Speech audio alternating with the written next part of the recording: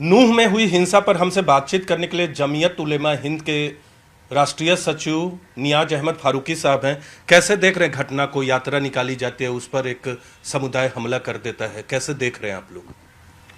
हम लोग जो है पहले से हमारी इस बारे में बहुत चिंता है कि मुल्क में ऐसे हालात हो रहे हैं कि इसमें कुछ लोगों को मायूस करने, डराने और उभारने और धमकाने की कोशिश हो रही है जी।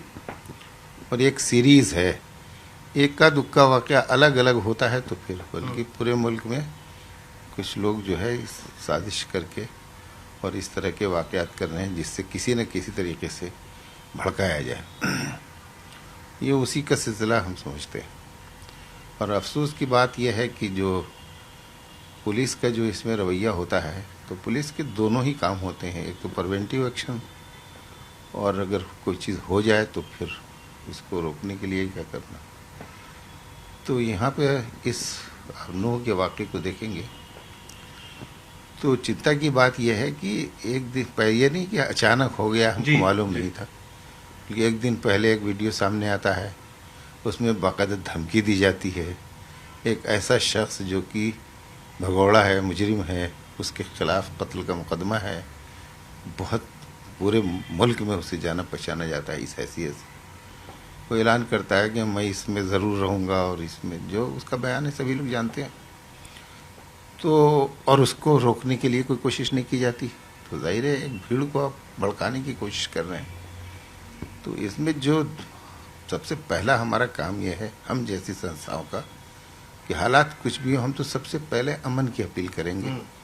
लोगों को शांति बनाने की सबसे पहले ज़रूरत है और दोनों समुदाय के लोगों को जो समझदार हैं वो मिल बैठ करके और इसका कोई हल निकालना चाहिए। इसके अलावा कोई चारा नहीं, ये काम आज नहीं कल होगा। बैठ के चल रही अमन के लिए, आपने कहा शांति के लिए, लेकिन आप जो बात कह रहे हैं फारूकी साहब की, पहले से धमकी दी जा रही थी, आपको लगता है कि इस घटना के पीछे बाकायदा साजिश थी? यात्रा को भड़काने की, यात्रा में से जुड़े लोगों को भड़काने की पहले से साजिश थी, या दूसरे समुदाय के लोगों का भी कुछ उधर से भी साजिश किया गया? देखिए, कोई भी लड़ाई, कोई भी झगड़ा, कोई फसाद एक तरफा हो ही नहीं सकता जी। जब दोनों तरफ से भिड़ेंगे लोग तभी लड़ाई होगी जी। लेकिन इसमें देखना यह है कि पहल किसकी है और क्यों, कौन एग्रेसिव है। जी। तो यात्रा निकलती है तो बाहर से लोग आ रहे हैं। एक मकामी यात्रा होती है जो रिलीजियस, जिसका कैरेक्टर होता है जिस यात्रा का।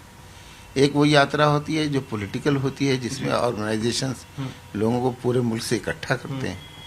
एक वो यात्रा होती है जो कि रिलीजियस इसका कैरेक्टर होता है, किसी मंदिर की पूजा है, किसी जो है त्यौहार का, तो लोकल लोग उसमें हिस्सा लेते हैं। इस यात्रा में देखिए ना कि कौन लोग कहाँ से आ रहे हैं, तो उससे पता चलता है। हमें इस बात की वो है दुख। तो ये नहीं कि मकामी लोग अगर आपस में लड़ते हैं तब एक दूसरा इशू होता है। यहाँ तो बाकायदा बाहर से लोग आते हैं, आकर हमला करते हैं, फिर उसके मुकाबले में मकामी लोग खड़े होकर के उसका वो करते हैं। जो बाहर से आने वाला है वो एग्रेसिव होगा या जो मकामी है वो एग्रेसिव होगा, सोचने की बात है। तो आपका कहना है कि जो यात्रा थी वीएचपी की, उसमें बाहर से लोगों को बुलाया गया? मोनू मानेसर कहाँ का था? जी। कोई नूह का तो है नहीं मोनू मानेसर का रहने वाला, वो तो राजस्थान से आया है। जी। तो ये कहना, हमें इसमें सबूत देने की ज़रूरत ही नहीं है। बाकायदा जो कई सौ आदमी जो है बाहर से आए हैं और उन्होंने एक चैलेंज करके, धमकी देकर, एक हमले की शक्ल में, एक यात्रा होती है, रिलीजियस यात्रा होती है, उसमें ये कहा जाता है कि हम जो है उस जलसे में रहेंगे और हम देख लेंगे और हम ये कर देंगे वो तो इसका पूरा जो नैरेटिव है और इसका जो पूरा स्टाइल है, उसमें हमको कुछ कहने की ज़रूरत नहीं है, सारा देश देख रहा है। कहने की ज़रूरत नहीं। आपने भी रिपोर्ट मंगाई होगी, आपके लोग भी वहाँ होंगे। क्या एक तरफ से तो धमकी दी गई, जो आप कह रहे हैं, साजिश का आरोप लगा रहे हैं, क्या दूसरे तरफ से भी लोगों को बुलाया गया था तैयारी में? ऐसा कुछ रिपोर्ट आप तक आया है? मुझे ये इसकी जानकारी नहीं है और मुझे उस जगह पे मत खड़ा करिए। जी जी। हम उस संस्था से ताल्लुक़ रखते हैं जिसमें हिंदू मरता है तो भी हमारा दिल उतना ही दुखता है, मुसलमान मरता है तो हम मुसलमान के लिए भी हमारा उतना ही दिल दुखता है। हम हिंदू मुसलमान की लड़ाई नहीं लड़ते, हम देश की लड़ाई लड़ते हैं। हमारे लिए दोनों ही हमारी आँखें हैं, दोनों ही हमारे बाजू हैं।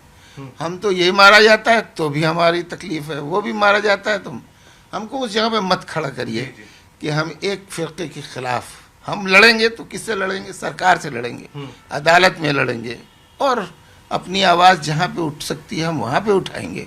और हम ये हिंदू मुसलमान की लड़ाई नहीं लड़ेंगे, हम देश की लड़ाई लड़ेंगे। लेकिन आपका ये आरोप भी है और ये फाइंडिंग भी है कि वहां प्रशासन से चूक हुई है भारी। ऑब्वियसली आपको नज़र आ रहा है कि जब इस तरह के वीडियो आए हैं और उसमें ऐसा ऐलान किया जा रहा है, तो प्रशासन की सबसे पहली जिम्मेदारी है कि लोगों की प्रॉपर्टी, लोगों की जान माल की हिफाजत करना। आखिर प्रिवेंटिव एक्शन लिए जाते नहीं हर वाक़े से पहले। इस इलाके के जितने जो लोग ऐसे होते हैं जिनके बारे में शुबा होता है, उनके कैरेक्टर के बारे में, जिनके बारे में ऐलान होता है कि ये इस तरह के लोग हैं, उनको पहले ही से एक दिन पहले पकड़ कर रोक बिठा लिया जाता है, बंद कर दिया जाता है। होता है कि नहीं होता? इसमें क्या किया उन्होंने? सवाल है ना। तो इसलिए इसमें ये सवाल सिर्फ मेरी तरफ से नहीं होगा, बल्कि उस हिंदू समुदाय की तरफ से भी होगा, जिसके बहुत सारे लोगों को इसका असर पड़ा है उनके ऊपर। हमें ये भी नहीं देखना है कि यह इधर ज़्यादा मेरे या उधर। 5 जानें जा चुकी, अब इतने सारे 12, उसमें पुलिस वाले भी कितने जख्मी हुए। हमारे पुलिस वाले क्या हमारे बच्चे नहीं हैं क्या? वो तो उनके बारे में भी हमारा इतना दिल दुखता है। तो हम उनके दुश्मन नहीं हैं। तो हमें तो इसको कानून और व्यवस्था की जानी से, अगर जिम्मेदार कोई है तो वहाँ का चीफ मिनिस्टर है, अगर जिम्मेदार है कोई वहाँ पर तो वहाँ का एसपी है, वहाँ का एसएसपी है, वहाँ के जो पुलिस के जिम्मेदारान है, आईजी डीआईजी। अब जाके खड़े होकर बयान देने से क्या फ़ायदा है? उनके लोग मारे जा रहे हैं, उनको खुद देखना चाहिए कि अपने लोगों को तो कम से कम बचाएं वो।